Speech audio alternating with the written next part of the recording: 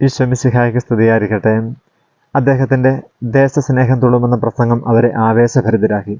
അദ്ദേഹം ചോദിച്ചു, നിങ്ങളിൽ 2 ഫാക്ടറികളുള്ളവൻ 1 രാജ്യത്തിന് നൽകാമോ? അവർക്കെല്ലാം ആവേശം കൂടി. അവർ സമ്മതിച്ചു, ഞങ്ങൾ നൽകാം.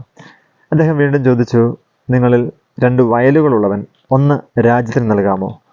അവർക്ക് ആവേശം കൂടി. അവരെല്ലാം എഴുന്നേറ്റെന്ന് പറഞ്ഞു, ഞങ്ങൾ നൽകാം.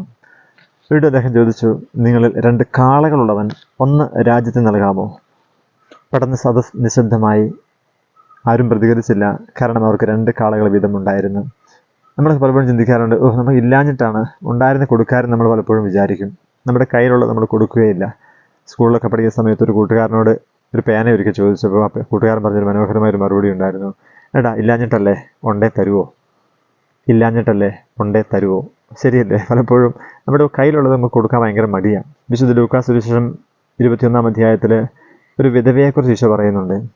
ആ വിധവയുടെ പ്രത്യേകത, അവൾ മറ്റെല്ലാവരെക്കാൾ കൂടുതൽ നിക്ഷേപിച്ചിരിക്കുന്നു യേശു പറഞ്ഞ്. അവിടെ എങ്ങനെയാണ് നമ്മൾ വായിക്കുന്നത്? തൻ്റെ ഉപജീവനത്തിനുള്ള വക മുഴുവൻ നിക്ഷേപിച്ചിരിക്കുന്നു. തൻ്റെ ഉപജീവനത്തിനുള്ള വക മുഴുവൻ നിക്ഷേപിച്ചിരിക്കുന്നു. ഇത് വായിക്കുമ്പോൾ പലപ്പോഴും അവിശ്വസനീയമായിട്ട് തോന്നിയിട്ടുണ്ട്. ഉപജീവനത്തിനുള്ള വക മുഴുവൻ നിക്ഷേപിച്ച ഈ വിധവ എന്തൊരു ദൈവാശ്രയ ബോധമുള്ള, എന്തൊരു ദൈവസ്നേഹമുള്ള ഒരു വിധവയാണ്. നമ്മളൊക്കെ പലപ്പോഴും നേർച്ചയിടാൻ 5-ൻ്റെയും 10-ൻ്റെയും ചില്ലറ നേടി നടക്കുമ്പോഴാണ് ഈ വിധവ ഉപജീവന വക മുഴുവൻ നിക്ഷേപിച്ചത്.